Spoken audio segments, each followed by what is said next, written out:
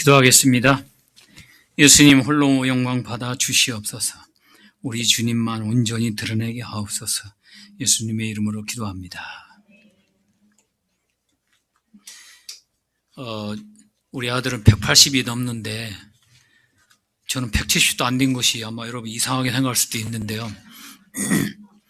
제가 예수님 믿고 나서 예수님, 제가 코가 이렇게 생겨도 괜찮고 이렇게 생겨도 괜찮은데 키 하나만큼 우리 나 안 닮게 해주시옵소서.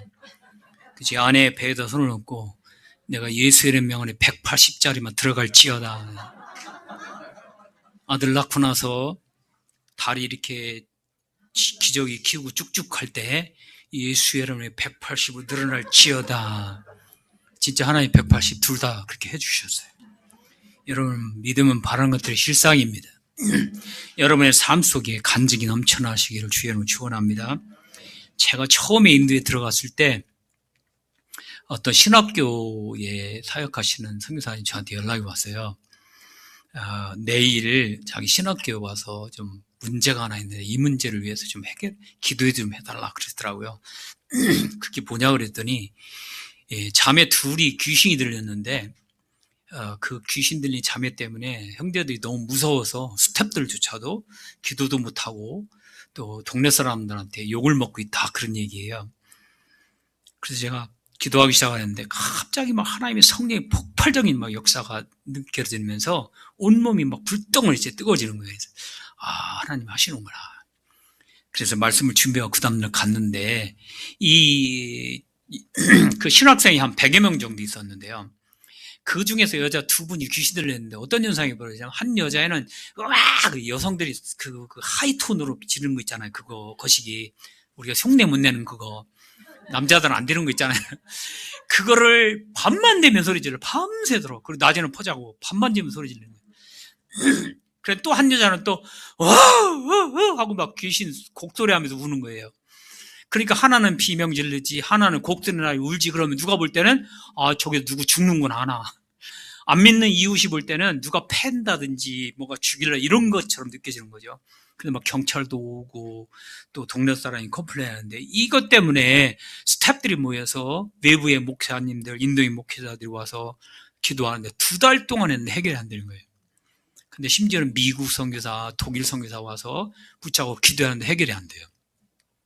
저는 사실 내막을 모르고 갔어요. 만약에 알고 갔으면 나 안 가 그랬을 텐데 모르고 간 길에 갔는데 그런 상황인 거예요.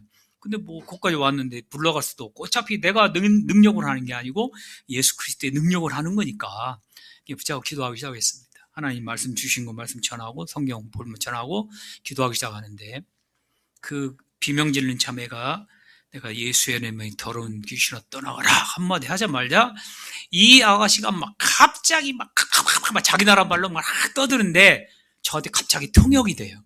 뭐라고 통역이 되냐면 야 이 개새끼야 네가 뭔데 나보고 나가라 하느냐. 니네 나라 가. 왜 나는 내 나라까지 와서 나보고 뭐라 그래. 이렇게 들리는 거예요. 그래서 제가 주먹을 갖다가 그 자매 얼굴에 갖다 탁 대고 영어로 방언으로 우리말로 너 죽을래? 하나님이 총회하게 어디다 대고 함부로 주둥이 돌려 죽을래? 입만 벌려놓으면 확 죽는 줄 알아요. 여러분 제가 말은 이렇게 했지만요. 하나님이 역사하면 권위가 나타나요. 그 자마가 욕을 하려다 멈추는 거예요. 깜짝 못하죠. 하나님이 저한테 어떻게. 그래서 제가 배에다 손을 얹고 꾹 누르면서 예수 이름이 더러운 영혼 떠나가 그랬더니 막 갑자기 막 그 더러운 막 그 콧물 같은 거 더러운 막 그걸 막 터내면서 귀신이 완전히 떠나갔어요. 그리고 그 밑에 자매한테 갔는데 그 우는 자매. 저 눈에 보니까 우는 자매는 뭐 별것도 아니더라고. 쬐깐한 귀신이 별것도 아니에요, 그는. 그래서 그냥 뭐 예배 들 것도 없어요. 그냥 가서 그냥 머리에 손 놓고 예수의 이름으로 떠나가! 그랬더니 팍 쓰러지더니 그냥 막 그 더러운 거 토해하고 그리고 짱났습니다. 제가 그게 인도에 들어간 지 불과 6개월도 채 안 됐을 때예요. 제가 그 사건을 통해서 굉장히 쇼크를 먹은 게 뭐였냐면 왜 하나님이 오자마자 이런 일을 하실까? 왜 그곳에는 목회자 인도인들이 있고 거기는 다른 나라 선교사도 많은데 왜 하필이면 나에게 일을 하게 하실까? 저들도 하나님의 사람이고 저들도 하나님의 종인데 저들도 주님이 쓰시는 사람인데 왜 나에게 이런 일을 하실까라고 저는 고민되기 시작했어요. 그래서 기도하는데 제가 정말 깨달은 게 뭐였냐면 앞으로 인도가 얼마나 중요한지를 하나님 저에게 알게 하시는 거였어요. 아, 그렇구나. 그래서 저기 사진을 좀 보시면 인도가 얼마나 앞으로 인도가 중요한 나라인지 제가 이제 그 말씀을 여러분한테 드리기 위해서 서론에 말씀드린 건데요. 이게 인도 지도입니다. 제가 요쯤에서 사역하고 있습니다. 여기 수도 델리에서 3시간 반입니다. 우리 형제가 서울에서 왔다 갔다 하는데요. 제가 한 6개월을 사역할 때요. 한 번 가면 1000km씩 운전하고 돌아다녔어요. 1000km 한번 운전해 보십시오. 여러분 어떻게 되는지. 집에 돌아오면 무릎이 안 아플 데가 없어요. 3박 4일 동안요. 500km 가서 제자 훈련하고 이쪽으로 500km 가고요. 그렇게 돌아다닙니다. 그런 6개월 동안 하는데 막 차가 거의 거들날 정도로. 지금도 평균 한 주에 약 500에서 한 1000km는 지금도 운전하고 다닙니다. 그러면서 복음 전하고 있고 다닙니다. 하나님이 하시면요. 운전할 때 얼마나 재밌는지 몰라요. 운전하면서 막 소리를 지르든 울도 불고 기도를 하든 누가 싫어하는 사람도 없잖아요. 혼자. 저는요. 누가 만약에 모니터로 몰래카메라 보면 완전 미친놈이에요. 저는. 정상이 아니에요. 누가 남이 볼 때는. 근데 얼마나 신나는지 몰라요. 사는 게 얼마나 재밌습니까? 예수님과 함께 하신 걸 느껴지면요. 지루할 틈도 없고요. 울 틈도 없어요. 제 입에서 그냥 감사. 신장 때문에 수술하는데도 처음부터 끝까지 나오는 단어 하나밖에 없어요. 감사. 하나님, 수술하니 내 평생 하얀 시티에 누워보게 해주시니 감사합니다. 그리고 이곳에서 이제 사역이 시작되는데요. 인도가 약 14억이 넘어갑니다. 내년은 전 세계 가장 인구가 많은데. 이렇게 보면 기독교는 약 2, 3%, 이쪽 남쪽은 거의 7, 8%에서 10% 가까이, 이쪽은 90% 되는 지역도 있는데 이 사람들이 이곳에 영향력을 못 미치고 이쪽 남쪽 사람이 이곳에 영향력을 못 미쳐요. 이 북인도라고 부르는 이 지역의 사람들은 그 사람들에 의해서만 영향력을 미치게 돼 있어요. 이게 종족 때문에 그래요. 그런데 우리 한국 사람들에 대한 이미지가 중국에서 너무 좋아요. 지금 한류가 막 인도에서 막 시작되었고요. 인도 사람들이 저희들만 보면 어느 나라냐고 물어봐요. 중국이다 그러면 그냥 넘어갑니다. 일본이다 그러면 반갑습니다. 한국 사람이다라면 사진 같이 찍자. 이게 지금 한국이 그럴 정도로 지금 그 한류가 지금 일어나고 있는 중이에요. 그래서 기독교가 2, 3%밖에 안 되는데 힌두교는 약 80%가 되고요. 무슬림은 10%가 넘습니다. 그래서 12억, 13억이 1억 2천에서 1억 5천 사이가 무슬림들입니다. 그 다음 사진을 보여주세요. 그러면,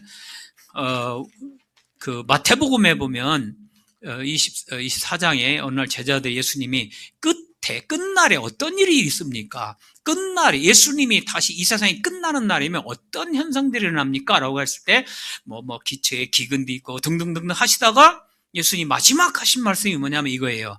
천국 복음이 모든 민족에 증언되기 위하여 세상에 전파된다. 그러면 끝이 오리라. 여러분 예수님이 오시려면요. 종족에게 복음이 증거돼야만 끝이 옵니다.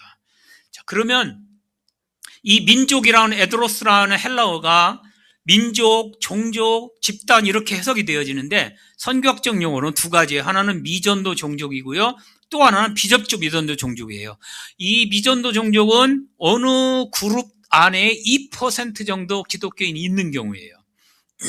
비접촉 미전종은 언인게이지요. 한 번도 직면한 적이 없는, 한 번도 복음을 들어오지 못한 종족이에요. 이것이 정말 중요합니다. 이 비접촉 미전주 종족에게 복음이 들어가야만 예수님이 오신다는 얘기예요.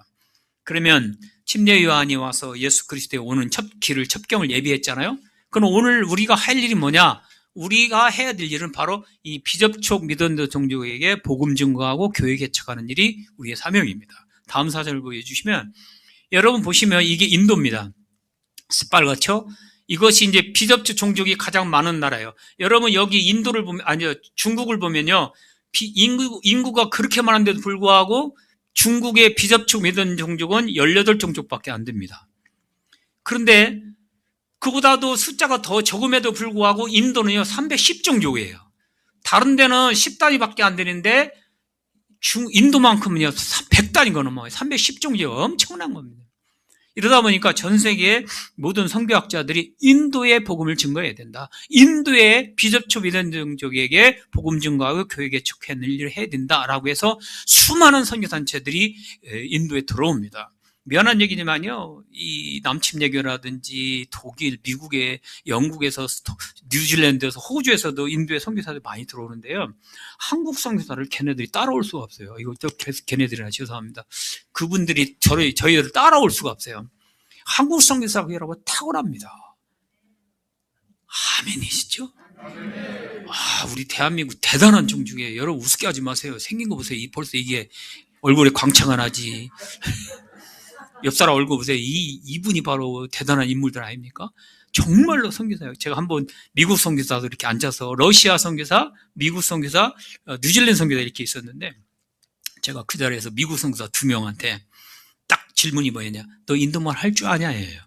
인도말 할 줄 아냐? 그랬더니 잘 못한대. 그럼 너 이 나라 뭐 하러 왔냐? 힌디, 이 나라 언어부터 하고 나서 사역해. 그랬더니 얼굴이 펄개지는 거예요. 감히 한국 사람이 미국 사람한테 훈계를 한다 이런 거죠. 근데 그 친구들은 저희 앞에 서면 꼼짝 못해요. 왜? 우리는 현지말을 잘 하거든. 근데 쟤네들은 걸렸습니까? 이런 언어 갖고 어떻게 사역을 하냐고요. 안 되는 거예요. 우리한테 게임이 안 돼요. 미국 선교사들은 세미나만 할 줄 알죠. 현장에 들어가서 목숨을 걸고 전도하고 복음 전하고 제자 훈련하고 이게 안 돼요. 근데 우리 민족은 전쟁을 겪었기 때문에요. 저는 예수님 믿기 전에 자살하려고 갔다가 예수님 믿고 나니까 세상에 부럽거나 세상에 의미 있는 게 하나도 없더라고요. 예수 위에는 알고 싶은 것도 없고 예수님의 가장 그 아는 것이 고상함을 인해서 모든 것을 배설물처럼 여길 수 있는 그 말씀이 저의 삶이 그대로 적용이 되더라고요. 지금도 마찬가지예요. 저는 무슨 좋은 옷, 좋은 돈, 아무것도 바란 것도 없어요. 옷도요, 우리 누나가 막 어디서 보세품인지, 학부형들한테 얘기했더니 안 입는 거 좀 아까운 거 버리는 거 있으면 다 달라 해갖고 막 5박스, 6박스를 갖고 왔어. 우리 집에 갖고 입으라고. 이렇게 입어도 멋있잖아요. 그죠? 여러분 참 안타까워요. 그냥 어떤 분이 인도의 그 선교단체에 와서 제가 잠깐 이제 끝나고 어떤 그 마켓에 이렇게 풀어놨어요.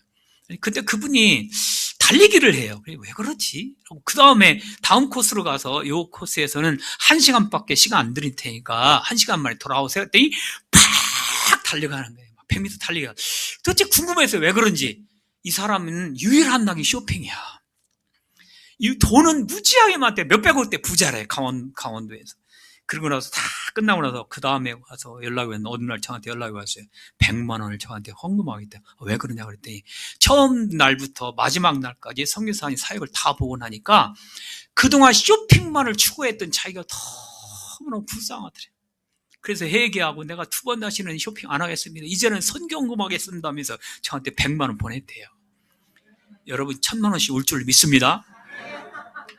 하나님은요. 그분에게 목숨 거는 자에게는요, 돈 아무것도 아니에요. 돈요, 저는 주님이 제일 주기 쉬운 게 저는 돈이라고 생각해요. 돈같이 주기 쉬운 게 없어요. 마찬가지입니다. 여러분이 복음에 목숨 걸면요, 여러분에게 하나님 돈 무한무장으로 주십니다. 아버지가 쓰시는데 왜 안 주십니까? 제 간증 들어보십시오. 지금부터. 자, 다음 사진 보여주시고. 자, 그렇다면 우리가 해야 될 일은 뭐냐? 우리가 해야 될 일은요, 로마서 1장 16절에 보니까 복음을 부끄러워하지 않는다. 복음은 구원을 주신 하나님의 능력이다. 그러므로 우리는 복음 증거하는 사. 여러분이 왜 회사 다니는 줄 아십니까? 여러분이 왜 밥을 먹고 왜 건강이 있고 왜 젊음이 있고 왜 뭔가를 하고 있고 뭔가 돈을 벌고 있고 어떤 이런 행위들을 하고 있는 이유가 뭔지 아십니까? 복음 위에 살라는 거예요. 여러분 둘 중에 하나입니다. 복음을 증거하시거나 복음 증거를 하게 하거나 둘 중에 하나예요. 나는 시간적 물질적인 물질은 많지만 복음 증거할 수 있는 시간이 없다 그러면 물질로 복음을 증거를 하게 해야지요. 그럼 나는 시간이 많고 할 일이 별로 없다. 그럼 복음 증거해야죠. 둘 중에 하나입니다. 그렇게 살면요, 나머지 하나님이 주시는 건 일도 아니에요. 사도행 20장 24절 복음 증거하는 일을 마치려면 나의 생명도 조금도 귀한 것으로 여기지 않겠다. 여러분 저는 도전하고 싶어요. 여러분에게. 여러분 인생에 적어도 예수님 앞에 가시는 날까지 적어도 1개 또는 5개 혹은 10개 나는 교회 건축하고 가겠습니다. 저는 이런 기도가 여러분에게 있었으면 좋겠어요. 그래서 여러분 돈으로 하려고 하지 마십시오. 주님이 주십니다. 여러분 믿음으로 분량에 눈을 열고 기도하세요. 하나님, 교회 건축하는데요 1,000만 원에서 2,000만 원 사이면 건축한다 합니다. 하나님, 내 평생에 5개 1억, 그까짓 거 1억이면 됩니다. 하나님, 그까짓 거 2억이면 됩니다. 아무것도 아니에요. 그거 하나님 주세요. 그러면 내가 평생에 주님 오시는 날까지 이 일 하다 가겠습니다 라고 기도해 보시죠. 여러분 사업장이 2배, 10배, 100배 찬양 넘치는 일이 날 줄 믿습니다. 확실히 믿습니다. 저는 그 현장을 너무 많이 봤어요. 하나님이 역사하시는 것이, 지금도 하나님은요 추수할 일꾼을 찾고 계세요. 내가 물질을 주어서 선교 일을 하게 하고, 내가 물질을 줘서 복음 증거하게 하고, 내가 물질을 줘서 주의 일을 하게 할 사람 누구일까? 어디 가서 합당한 사람이 있을까? 그걸 하나님 지금 찾고 계세요. 여러분일 수도 있어요. 여러분이 손을 들고 주 앞에 내가 그렇게 쓰임받기 원합니다라고 하면 하나님 여러분 반드시 쓰실 것입니다. 그 다음 사진 보면 목회자 세미나입니다. 저는 인도에서 많은 일들을 합니다. 고아원도 하고요, 청년 사역도 하고, 제자 훈련도 하고, 신앙사역도 합니다. 저는요, 하나님이 사역에 대한 축복을 어마어마하게 주셨어요.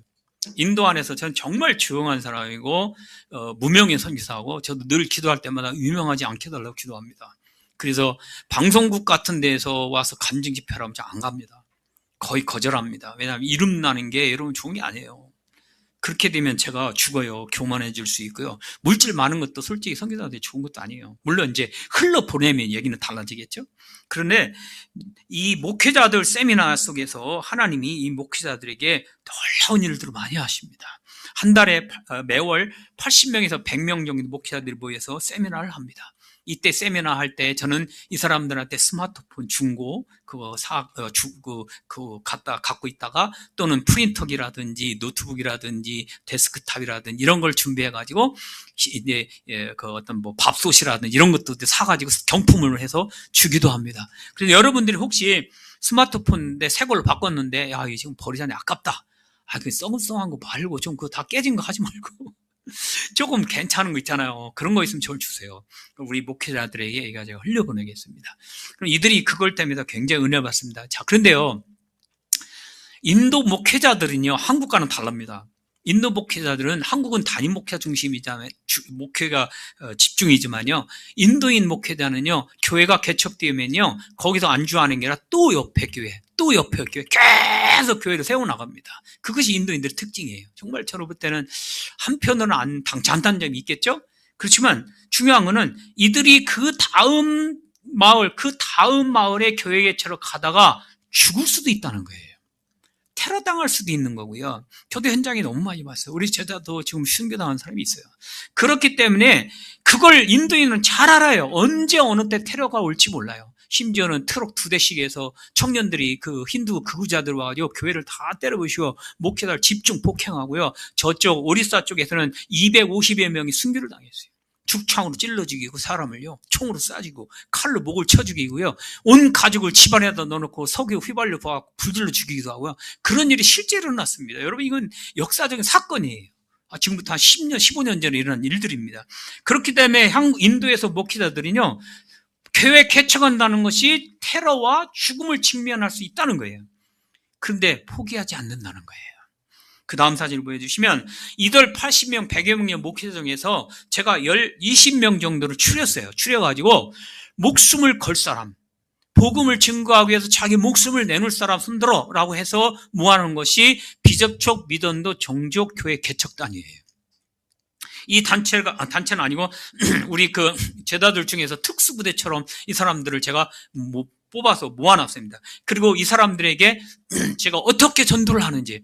인도인들은요, 머리가 조금 우리보다 조금 그 상위 그 퍼센트 빼고 보편적인 경우는 우리보다 머리가 조금 안 좋아. 그래서 그 사람들한테는 그 복음을 제시할 때도 정확해야 돼요. 뚜렷하게 얘기해. 복음을 어떻게 전하는지 설명해 줘야 되고, 이렇게 전한다, 이렇게 제자들한테 가르쳐 줘야 돼요. 그렇게 하고 그들에게 한 달에 15만 원씩 줍니다. 여러분, 15만 원 받고 목숨 거시겠습니까? 그럴 사람이 있습니까? 한국에? 저는 없다고 봐요. 근데 이분들은요, 한 달에 15만 원이면요, 목숨 걸고 가서 교회 개척합니다.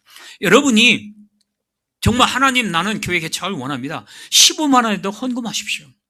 헌금할수 잘 안 하는데 오늘 갑자기 하게 돼버렸는데, 하세요. 저를 주시면 제가 그분한테 직접 연결해 줄게요. 그래서 이 사람들이 그 비접촉 믿는 종교계에 가서 교회 개척하고 제자훈련하고 복음 전하고 이런 일들을 할 수 있도록 저는 이 일을 제 마지막 70대까지는 제가 목숨 걸려고 합니다. 제가 혹시 죽을 수도 있을지도 몰라요. 아들아, 미리 얘기한다. 아빠 죽걸랑 울지 말고 할렐루야 해라. 저는 기도할 때 하나님 나는 순교하달라고 기도하지는 않습니다. 그러나 주님이 주시는 자녀라면 제가 막 이 기도할 때는 막 진짜 떨립니다. 왜냐하면 이게 현장이 있기 때문에 그래요. 진짜 죽을 수 있다는 걸 저도 잘 알아요. 하나님 이 잔을 피해가지 않게 하옵소서. 내가 그 잔을 마시게 하옵소서. 그 기도합니다. 여러분, 전도가 목숨을 걸 수밖에 없는 상황이에요. 이런 일들을 위해서 이 사람들이 자기 목숨을 내놓고 하는데 15만 원, 20만 원이 없어서 못한다면 너무너무 안타깝잖아요. 이를 위해서 기도해 주시고 또 후원해 주시고 또 승리할 수 있도록 힘 주시기 부탁드립니다.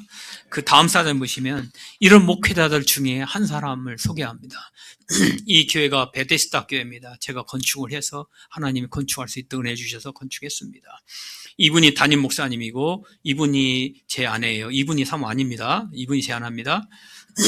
이분이 부목사예요. 근데 이분이 이 건축하고 나서 교회가 부흥되기 시작하면서 성도님들을 모시고 계곡에 가서 일렬로 쭉 원형을 그리고 찬양을 하면서 침례식을 주려고, 인도는 세례가 없어요. 다 침례입니다. 물속에 들어가는 침례를 주로 이렇게 섰는데 힌두 구구자들이 몽둥이를 들고 왔어요. 우리 같으면 동영상 촬영하면서 경찰 고발하면 되겠죠. 인도는 진짜 죽입니다. 진짜 살인을 합니다. 그 자리에서 살인을 하고 경찰에 신고해도 경찰이 왔다가 왜 죽였냐 했을 때 이 사람들이 힌두교에서 기독교로 개종시킨다 하면 경찰 그냥 가버립니다. 아무것도 안 합니다. 그런 나라예요. 이 사람들이 계곡에서 찬양하고 침례식 할 때 그들이 와서 몽둥이를 들고 왔을 때는요, 이 사람은 직감합니다. 아, 나 오늘 죽었구나. 도망간다고요? 아니요. 쫓아가서 찔러 죽입니다. 진짜로 죽입니다. 그러니까 어차피 죽을 거니까요. 담임 목사가 jel면서 그 힌두교 그 과격주의 부인자 중에서 대장급 되는 사람 앞에 가가지고 목을 내면 나부터 죽여라. 그 사모님 옆에서 나도 죽여라. 그 옆에 있던 집사님 형들이 다 일러서도 나부터 죽여라. 진짜 죽이러 왔는데 나부터 죽여라라고 목을 내미니까요. 죽음을 각오하고 그들한테 다 목을 내미니까 이 사람들이 죽창을 내려놓고 도망가기 시작했어요. 이 나라는 힌두교의 나라인데 왜 이 나라 와서 기독교로 개종시키나? 너희들 반드시 가만 안 두겠다. 그리고 가버렸어요. 그런데 6개월 후에 이 부목사, 이 바드로 따마이라는 부목사 혼자 이 건물 안쪽에 있는데 구구제자들이 6명이 왔어요. 6명이 다시 와서 회의를 하기 시작합니다. 회의합니다.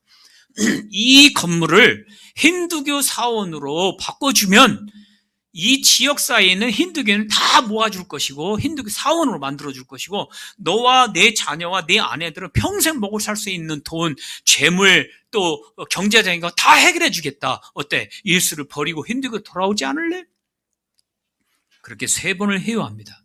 우리 제자가 제가 이 친구들 다 1년 넘게 제자훈련한 친구들이거든요. 제자훈련을 우리 목사님한테 배웠으니까 제가 얼마나 잘했겠습니까? 아멘 해주세요. 이런 때 좀 제가 안 했으면 좋겠어요.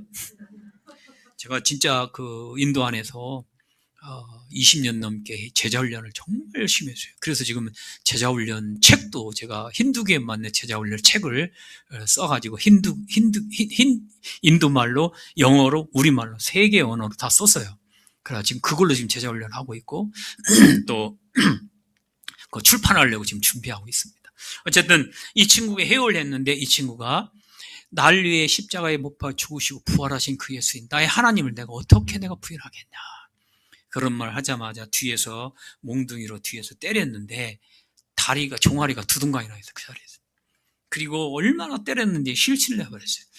그들이 떠나가고 나서 동네 사람들이 그분을 붙들고 병원에 갔는데 의식을 차리지 못했어요. 2달 동안 병원에 있다가 의식도 없이 결국은 순교했습니다. 참 안타까운 사례예요. 너무너무 안타까워요. 지금도 눈에 선합니다, 저 친구가. 그리고 얼마 후에 재작년에 2년 전에 이 친구가 코로나로 막 터졌을 때 부목사가 순교했죠. 그러고 나면 그 다음 담임 목사님이 코로나에 걸려갖고 또 죽었어요. 너무나 안타까워요. 그리고 또 이 부목사님의 부인 사모님이 또 작년에 그 심장마비로 또 돌아가셨어요. 한꺼번에 3명이 한 교회의 목회자 지도자들이 다 한꺼번에 다 죽어버렸어요. 그 남은 거는 이 이쁘게 생긴 사람 옆에 있는 이 뚱뚱한 아줌마 혼자만 살아있는 거예요. 여러분 같으면 거기 살 수 있겠습니까? 여러분 같으면 내 남편이 죽었고 아무도 없는 혼자밖에 없는 그 집, 선량한 그 혼자밖에 살 수 없는 그 집에서 남편의 채취가 곳곳에 있는데 그 집에서 살고 싶어 하겠습니까? 인간적으로 안 되죠. 저도 그래서 이 친구를 만나가지고 우리 사모님한테 딸이 하나밖에 없는데 그 하나가 호주에 있어요. 그래서 제가 그렇게 얘기했어요. 사모님, 여기 있다가는 테러 당합니다. 언제 죽을지 모릅니다. 그리 모든 걸 다 포기하시고 이제는 나이도 적당히 들었으니까 여기서 남편 없이 혼자 어떻게 삽니까? 딸한테 가서 딸하고 이렇게 평안하게 사십시오. 제가 그랬더니 이분이 하는 말이 자기 성도님들이 지금도 자기한테 와서 기도해달라고 부탁합니다. 그리고 자기 마을 안쪽에 예수를 모르고 지금 우상숭배하다가 지옥에 들어간 사람이 너무 많습니다. 저들에게 내가 떠나면 누가 복음을 증거합니까? 내가 죽어도 죽는 날까지 나는 여기서 복음 증거하다 죽겠습니다. 그렇게 말을 하더라고요. 그래서 저는 그 자리에서 우리 성도님들하고 같이 기도하면서 같이 끌어안고 울고 불고 그리고 지금 제가 잠시 비행기 티켓하고 수술하는 관계로 나와 있습니다. 여러분, 인도는요, 이것이 현실이에요. 제가 짠 이야기가 아닙니다. 만약에 제 말이 안 믿어지면 오세요. 제가 차 같은 걸 보여드릴 테니까. 여러분, 이런 속에서도 복음 증거하고 이런 속에서도 교회 예수님의 부활과 십자가 부활을 증거하고 지금도 그런 교회를 개척하기 위해서 사람들이 애쓰고 힘쓰고 있다는 사실이에요. 여러분, 한국은요, 제가 엊그제 뭐라고 얘기했냐면 대한민국에 제가 이렇게 바닷가에서 소리 한번 쳐요. 대한민국이 살기가 나쁜 나라다라고 욕하는 사람이 있으면 진짜 도둑놈이다! 제가 그랬어요. 여러분, 전 세계 어디 가도 24시간 물 나오는 나라 별로 없어요. 24시간 전기 들어오는 나라 별로 없어요. 세상에 저는 깜짝 놀랐습니다. 길가에 지나가다 길 옆에 있는 화장실조차도 에어컨이 있더라고. 나 이런 나라는 처음 봤어요. 참 신기합니다. 그 속에서요, 이 45도, 50도 올라갑니다. 더울 때는. 이런 말할 수가 없어요.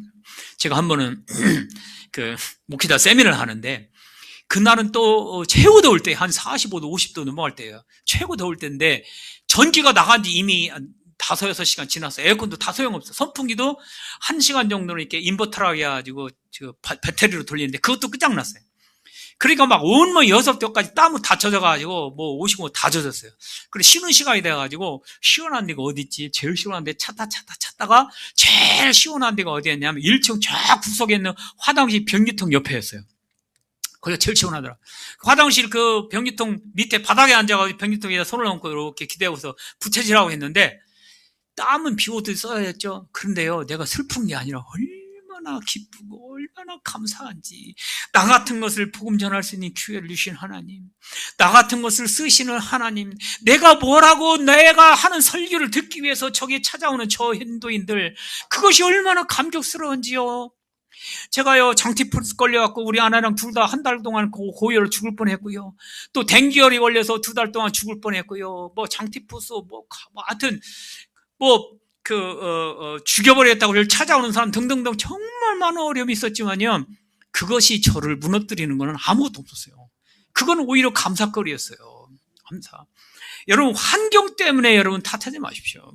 인도보다 더 약하다. 심지어는요, 선교사로 나가겠다는 사람조차도 인도에 와서 리서치 한 번 하고서는 인도로 가기 싫다고 안 합니다. 너무 열악하다고. 근데 저는 인도가 싫다고 해본 적이 없어요. 나는 그 나라가 너무 좋아요. 지금도 가고 싶어요.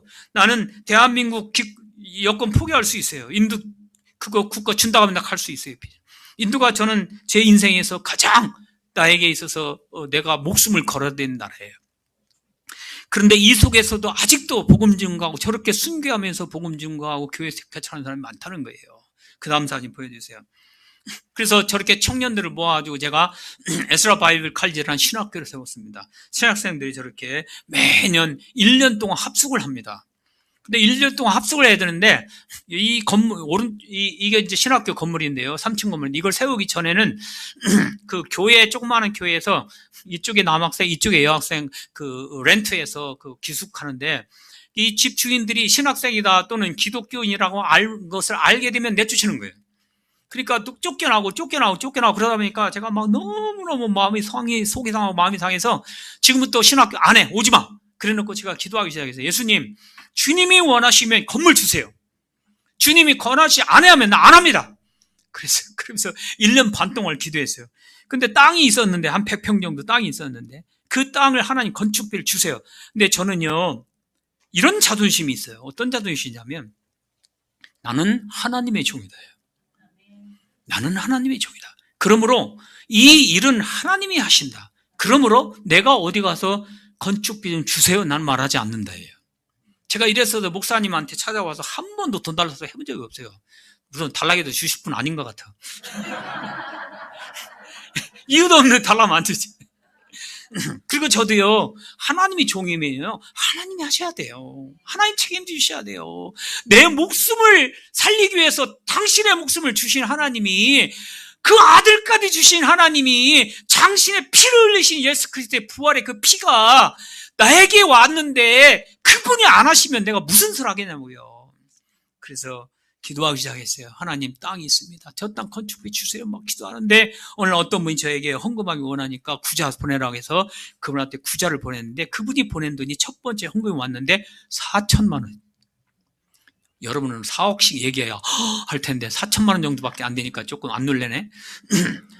4천만 원을 받자마자 저는 400인 줄 알았는데 두 번, 세 번 받아서 4천이에요. 근데 문제는요, 그분이 제가 누군지를 모르겠는 거예요. 어떻게 알았는지도 몰라요. 제가 그분한테 연락한 적도 없거든요. 그래서 제가 수수문해서 그분한테 찾아서 물어봤어요. 아니, 왜 나에게 4천만 원 헌금했습니까? 이게 사실은 묻지 말아야 돼. 왜? 주는 대로 받아 처먹으면 되지. 왜 그걸 물어? 객관적으로 보면 그렇잖아요. 그런데 저는 궁금한 거예요. 왜? 하나님이 하신 것을 보고 싶은 거예요. 그래서 제가 물었어요. 그랬더니 이분이, 제가 수원중앙침례교회 김장환 목사님 교회에서 금요 철학 기도 때 설교를 했는데 그 자리에 그분이 있었대요.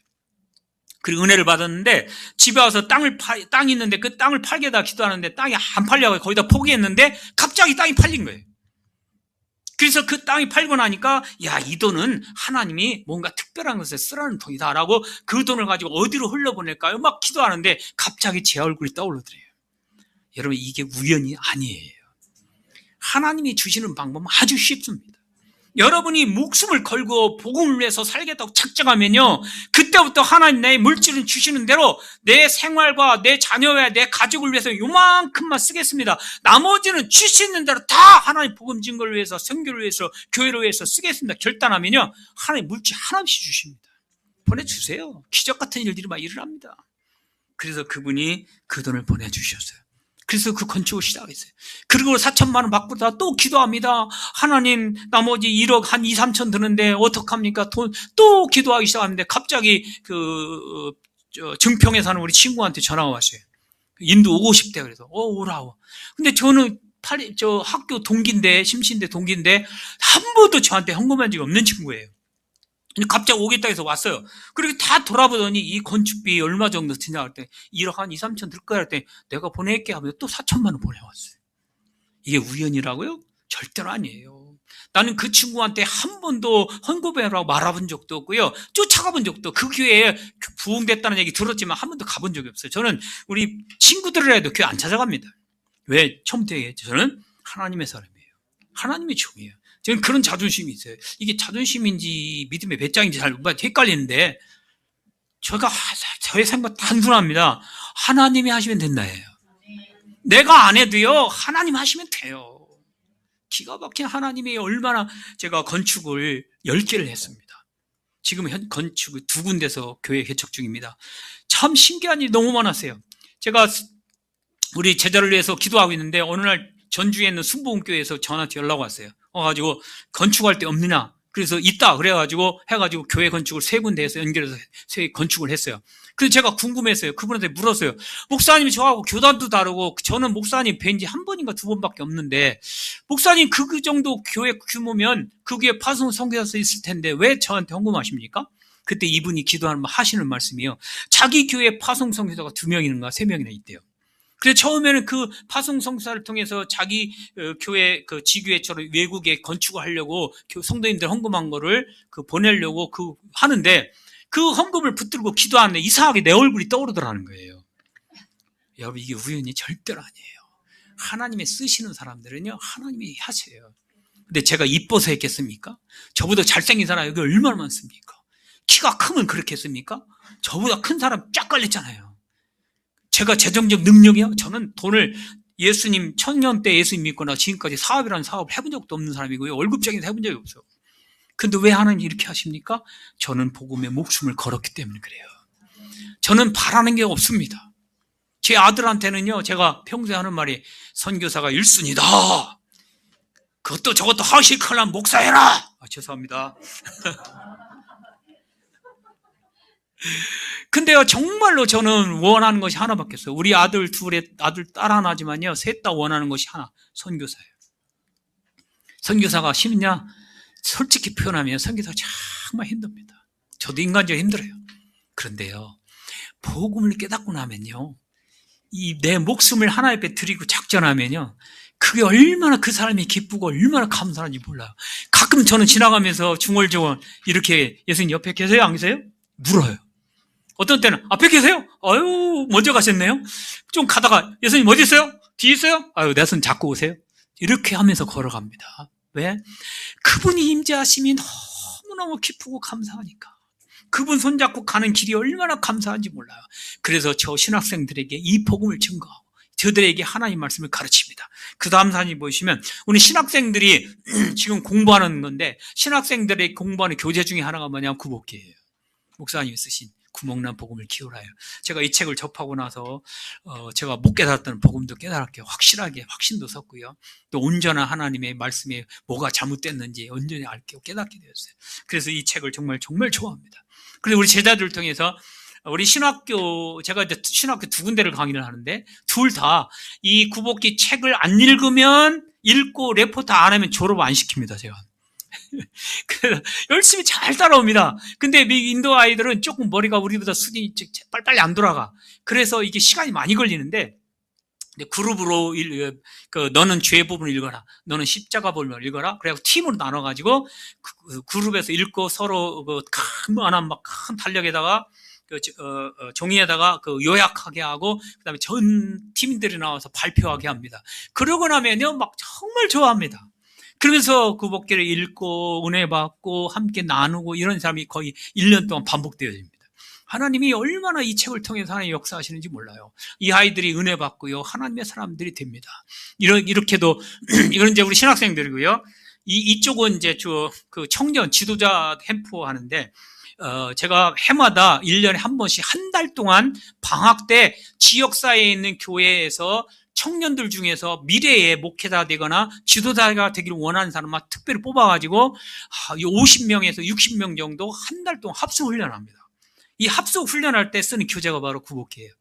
이 책을 통해서 수많은 청년들이 도전을 받고요, 하나님 앞에 달려옵니다. 그 다음 사진 보여주시면 많은 사람들이 있지만 그 중에서 3명을 제가 소개합니다. 이 친구 먼저 할게요. 이 사가라라는 친구인데, 이 사가라라는 단어는 대양이라는 뜻이에요. 이 친구가 원래는 과일 가게 하면서 돈을 버는 친구인데 돈을 정말 많이 벌었어요.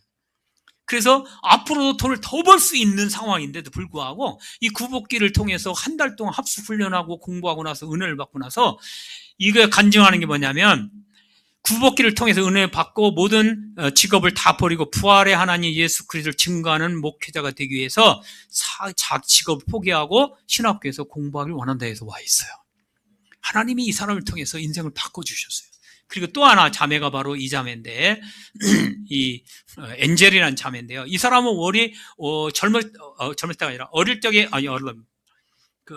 고등학교 때까지 꿈이 뭐였냐면 의사예요. 근데 진짜 공부를 잘합니다. 정말 똑똑하고 실력이 있고요. 이 자매가 의사가 되는 거 꿈이었는데 구복기를 읽고 공부하면서요, 자기가 얼마나 큰 죄인인 줄 알았어요. 엄마 아빠가 교인이다 보니까 목회자인데, 그래서 어릴 적부터 교회를 다녔기 때문에 자기는 거짓말한 거 조금밖에 죄가 없다고 생각한 거예요. 그리고 교회 열심히 다니고 또 목사님 말씀 잘 듣고 순종하면 그러면 자기 죄는 다 해결했다고 생각한 거였어요.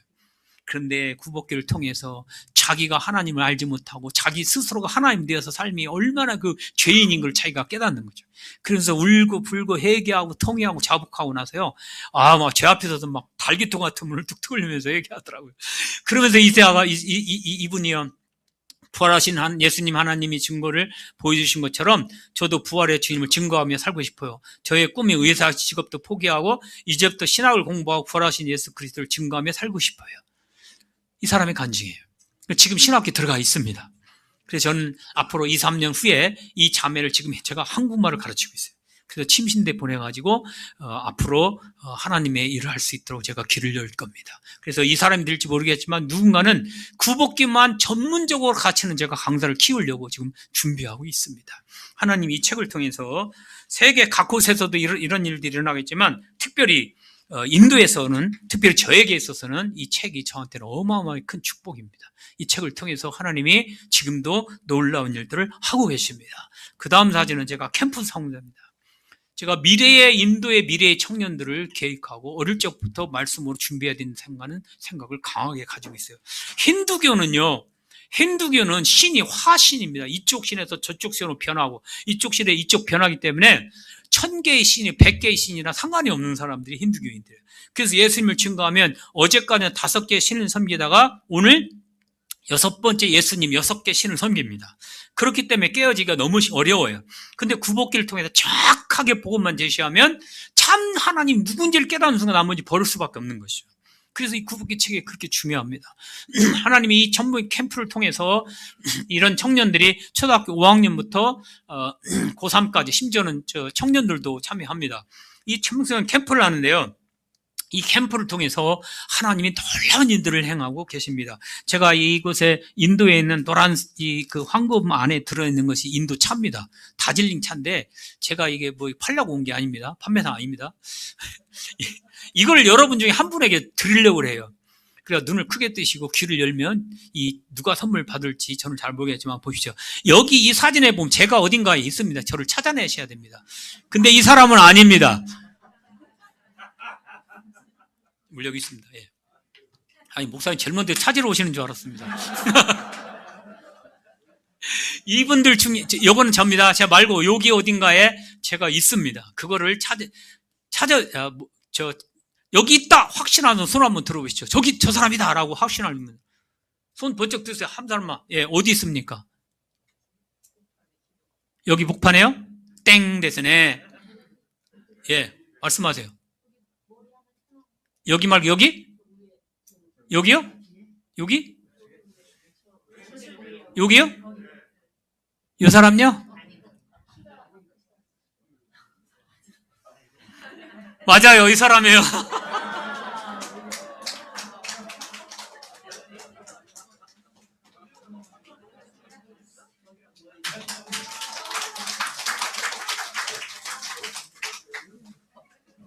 주여.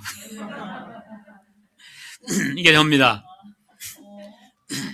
그 아이들과 어울려서 막 함께 통성으로 기도하고 끌어안고 기도하고 붙잡고 기도하고 무릎 꿇고 기도하고.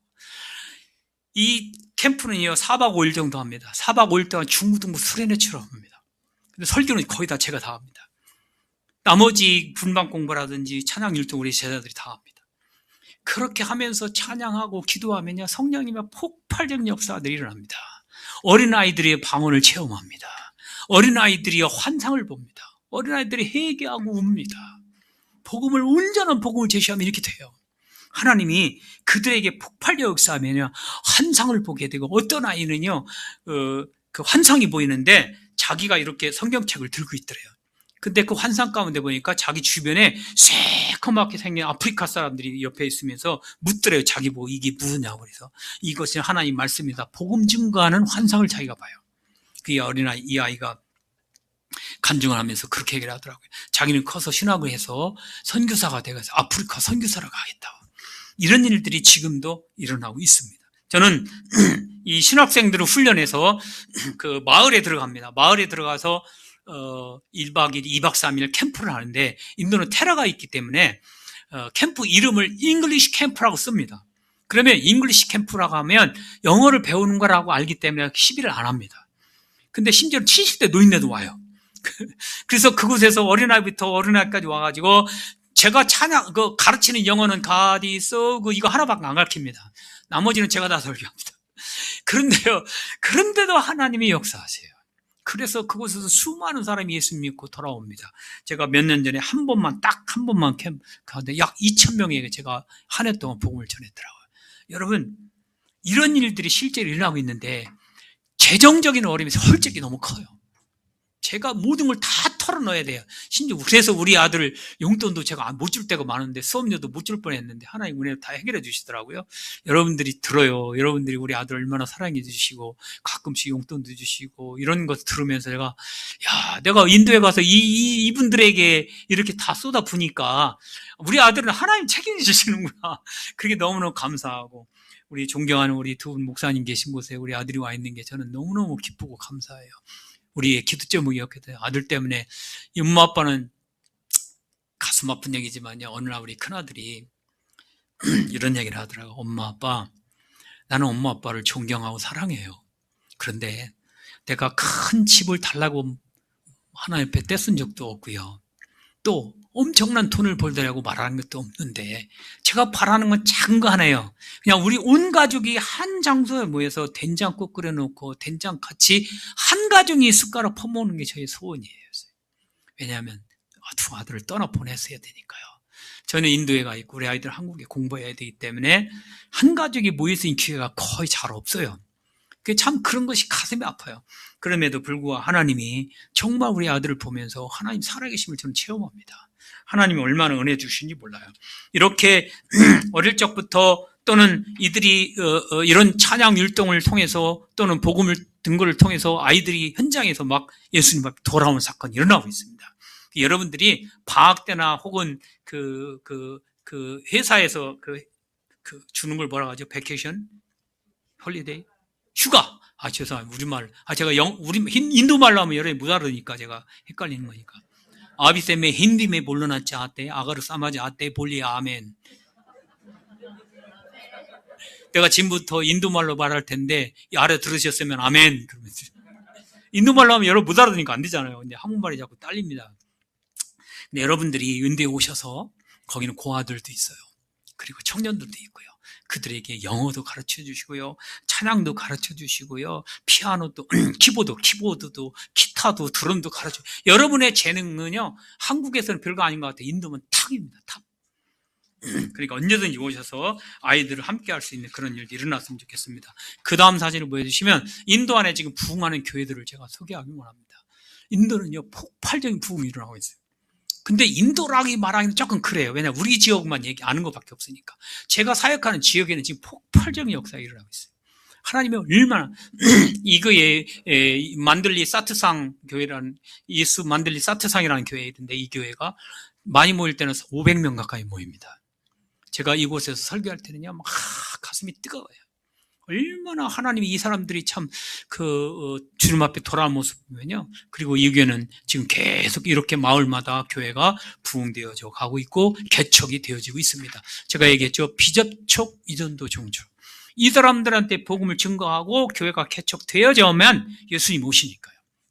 저는 그걸 위해서 지금도 애쓰고 힘쓰고 있는 겁니다. 그 다음 사진 보여주시면 이게 성령 가정교회인데 여기 이분이 담임 목사님 여성무예요. 이분이 부인이 남편이고 이분의 아들이 있는데 큰 아들이 제가 훈련한 제자예요. 그 사모가 며느리가 또 결혼했는데 거기도 제가 훈련한 제자예요. 저는 아침 9시부터 오후 2시까지 월요일부터 금요일까지 제자를 합니다. 매일 그렇게 거의 한 6개월에서 1년을 합니다. 그래서 저한테 제자 훈련을 받지 않는 사람은 제가 잘 안 써요. 하나님이 그 제자 훈련을 할 수 있는 특별한 은사를 저한테 주셨어요. 특별히 힌두교회. 하여튼 막 뒤집어집니다. 막 거기다 구복기까지 세팅해 주면 이거 막 진짜 끝내줍니다. 정말. 그래서 지금 이 교회들이 부흥이 일어나고 있어요. 이분이 인도에 어마어마한 부흥이 있었는데 그건 시간이 너무 길어서 안 할게요. 그 초등학교 6학년밖에 안 나온 여성 한 분이 예수님의 음성을 듣고 예수님을 믿고 복음 증거하기 시작했는데, 이분이 자기 돌아가신 날까지 개인적으로 직접 예수님 전하는 사람이 3만 명이 넘어요. 어마어마한 부흥이 일어났어요. 그때 같이 기도했던 기도 동역자가 바로 이분이에요. 그래서 지금도 이분은요, 하루에 5시간, 6시간씩 매일 기도합니다. 그냥 입만 열면 기도밖에 안 해요.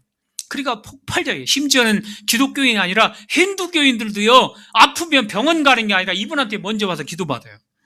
제가 미팅하고 있으면 수시로 기도해달라고 들어와요. 그 인도인들이. 그렇게 하나님 역사합니다. 이 교회가 지금 건축을 위해서 기도하고 있는데 1200만 원이 든답니다. 여러분 중에서 내가 하겠습니다 라고 원하는 분이 있어서 흔들지 마시고 마음으로 하세요. 이렇게 지금 이 폭발적인 역사가 지금 인도 안에서 일어나고 있습니다. 그 다음 사진 보여주시면 교회 개척 현황인데요. 제가 10개 교회를 건축했다고 했죠. 그 다음에 2개 교회 개척 지금 시작했습니다. 아까 좀 전에 성령 가족교 있었죠. 그 교회가 첫 번째고요. 또 다른 교회가 하나 있는데 그게 네팔 교회예요. 인도계 네팔 사람, 네팔계 인도인이 비접촉 믿은 중족입니다. 그래서 그곳에 교회가 개척되었고요. 지금 건축이 시작됐어요. 그래서 제가 있는 도 없는 도 다 헌금해 줬어요. 지금 앞으로 지금 할 일들이 많습니다. 여러분요, 인도는요, 할 일이 부지하게 많아요.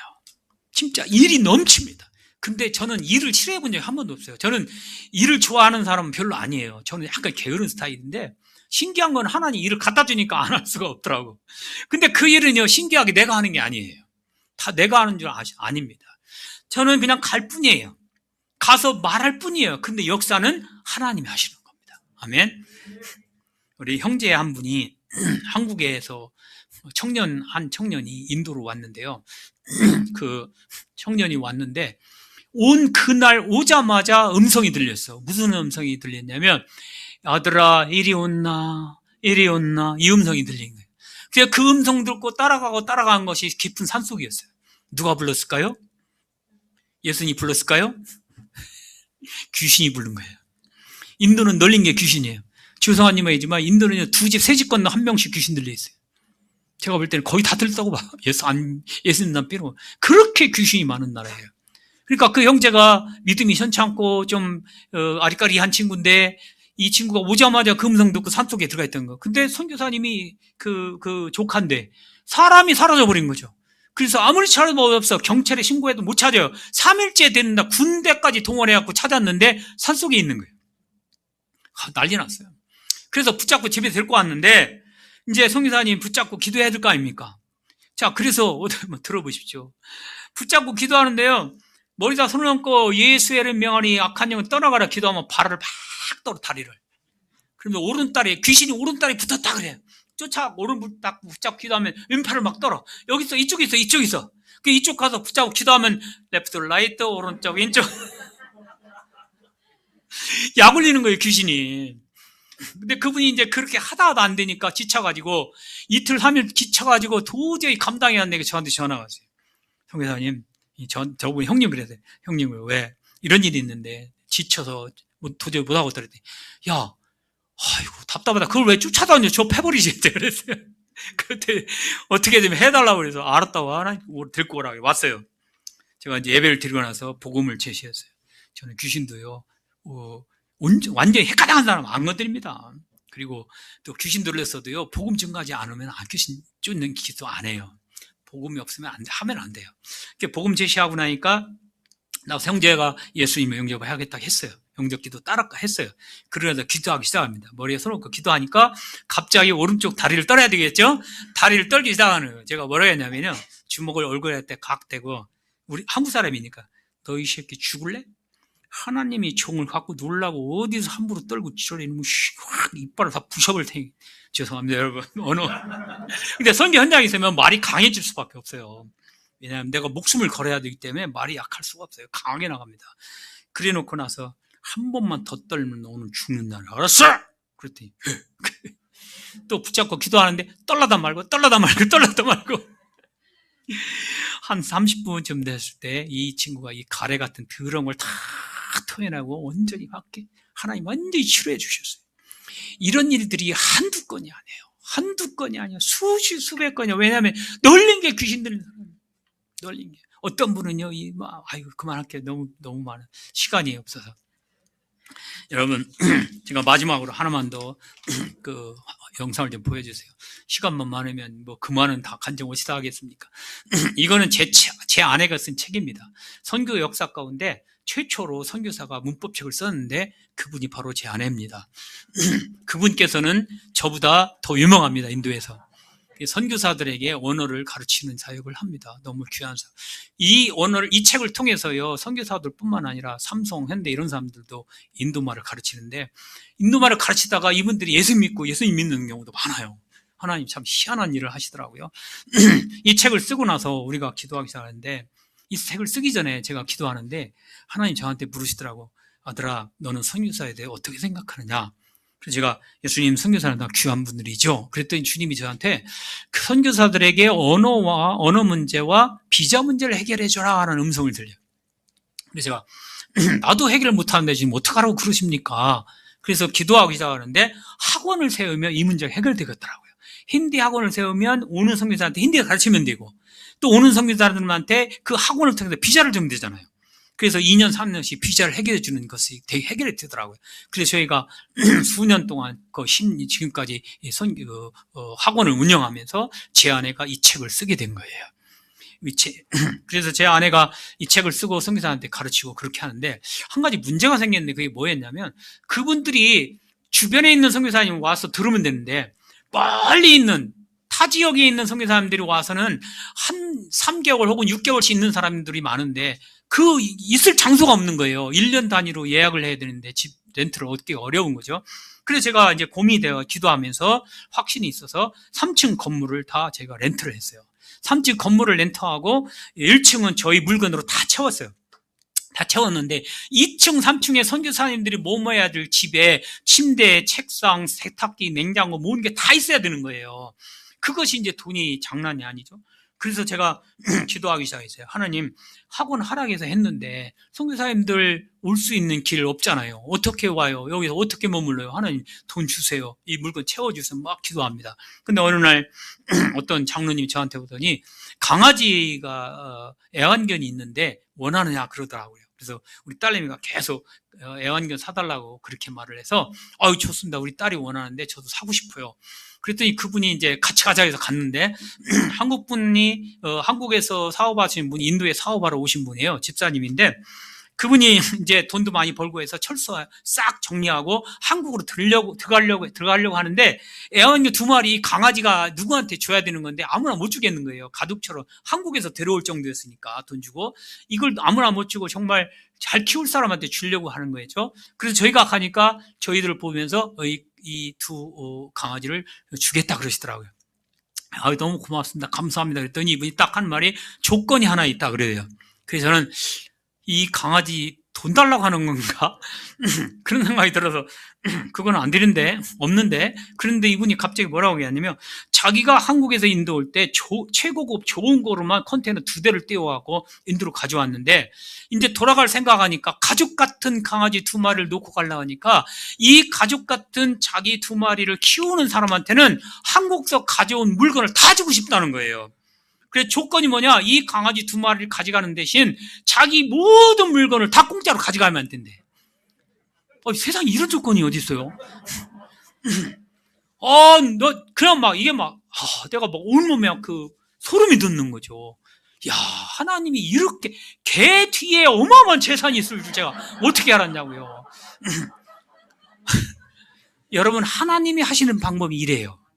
저는 이런 것이 한두 건이 아니에요. 제가 시간이 없어 다 못합니다. 하나님 놀라운 일들이 어마어마합니다. 하나님 하신 역사들이. 그래서 그 강아지 2마리 이쁜 걸 데리고 왔는데 소파 왔죠. 침대 왔죠. 우리가 가지고 있는 물건 다 그지 같은데 그는 전부 다 메이커예요. 저는 태어나서 메이커라는 거는 프로스펙스하고 나이키밖에 모르는 사람인데 하나님이 저는 이름 솔직히 루비똥인지 덴똥인지 이런 것 빼고는 아는 게 저는 없어요. 그리고 저는 솔직히 지금도요 메이커가 뭔지도 모르고 메이커가 좋은지도 몰라요. 그게 그거더라고. 뭐 나쁜 거나 어떤 거나. 저는 오직 관심이 다 하나밖에 없어요. 믿음도 비접촉 믿음종 종에게 복음 증가하는 것. 그걸 위해 사람이냐 죄 있는 돈 뭐든지 옷이가 아니라 막 속은 안 되구나. 속은만 빼고 다 줄 수 있어요. 얼마든지 하나님이 그 일을 하고. 근데 제가 마지막으로 이 말씀 마치면서 제가 너무너무 감사해가지고 침대에 손을 얹고 기도하기 시작했어요. 하나님 나에게 어떻게 이런 은혜를 베푸십니까? 시골에서 태어나가지고 집안도 좋은 것도 없고 저를 위해서 기도해주는 형제자매도 정말 믿음의 제가 1세대 믿음이거든요. 처음에서 믿었는데 누구도 나를 위해서 기도해주는 사람도 없고 우리 형제자매에서도 후원해주는 사람이 별로 없었을 때니까요. 하나님 어떻게 나에 이렇게 은혜를 주십니까? 막 기도하는데 갑자기 주님이 저한테 이렇게 말씀하셔요. 네가 심었으니 심은 대로 거둔 것이다 그러시더라고요. 그래서 내가 언제 심었지? 고민하면서 하나님 언제 내가 심었죠? 라고 기도하는데 하나님이 정확하게 떠오르게 하시더라고요. 한 사건이 있었어요. 그게 뭐였냐면 어떤 여자 싱글 선교사님이 30만 원짜리 차를 샀는데 차를 사가지고 시운전을 가다가 그 아파트의 옆에 있는 운전 미숙이라 할머니의 그 발을 이렇게 쳤어. 그래가지고 할머니가 병원에 입원했는데 이 집안 사람들이 막 화가 나가지고 와가지고 300만 원 내놓으라고 지금 그러고 있는 상황이에요. 우리 선교사님 30만 원짜리도 그냥 몇 년 모아서 산 건데 30만 원도 없는 300만 원 안 내놓으면 그냥 감옥에 집어넣겠다 이런 상황이에요. 그 이야기 소문이 돌고 돌아서 저희 귀까지 들렸어요. 그래서 저희가 기도하는데 그 얘기를 딱 듣자마자 제가 고민이 돼서 기도하기 시작했어요. 하나님 이런 선교사님 어려움이 있는데 어떡할까요? 그래서 제가 아무래도 이거는 내가 해야 되겠다는 생각이 들더라고. 그래서 아내한테 가서 여보 이런 일이 있는데 당신 들었지? 어떻게 생각했대? 나도 그거에서 기도했는데 하나님 나보고 그거 하래 그러시다가 어쩌면 우리 둘이 이렇게 찰떡인지 모르겠어요. 저는 아내를 너무너무 사랑해요. 이 세상에서 하나님이 주신 선물 중에서 최고의 선물이 제 아내예요. 죄송합니다. 분수가 돼서. 그리고 그 선교사님 불렀어요. 불러가지고 그분한테 돈을 드렸어요. 제가 1년 전부터요. 하나님이 이상하게 하나님은요 미리 뭔가를 준비하게 하세요. 여러분들도요 하나님 준비되면 쓰십니다. 그 준비돼서 딱 모아놓은 것을 그동안 모아놓은 것을 딱 세보니까 그 돈인 거예요. 그래서 그 돈을 줘서 해결했어요. 그런데 하나님 뭐라고 하냐면 그것을 네가 심었기 때문에 거의 100배에 해당하는 2, 3천만 원에 해당하는 물건을 너한테 주었노라 그러시더라고요. 여러분이 심으시면요 복음 위에 목숨 걸면 100배의 열매가 맺을 줄 믿습니다. 하나님은 여러분을 통해서 비접촉 믿은 종에게 복음 증거하길 원하십니다. 기도하겠습니다. 하나님 오늘도 함께 하시고 우리 주님 영광 홀로 받아 주시옵소서. 예수님만 높여드리고 원합니다. 온전히 주님만 드러내기는 원합니다. 주님이 하셨습니다. 이 모든 일은 다 주님께서 하시고 이 모든 일은 다 주님 것입니다. 주님 앞에만 홀로 영광 들립니다. 아버지 영광 받아 주시옵소서. 우리에게는 비접촉 믿음도 종족에게 복음 전하고 제자 훈련하고 교회 개척하는 일에 쓰임받을 수 있도록 물질도 주시고 영역도 주시고 권능도 건강도 다 허락해 주시옵소서. 채워주시고 축복하실 줄 믿고 예수님의 이름으로 기도하옵나이다. 아멘.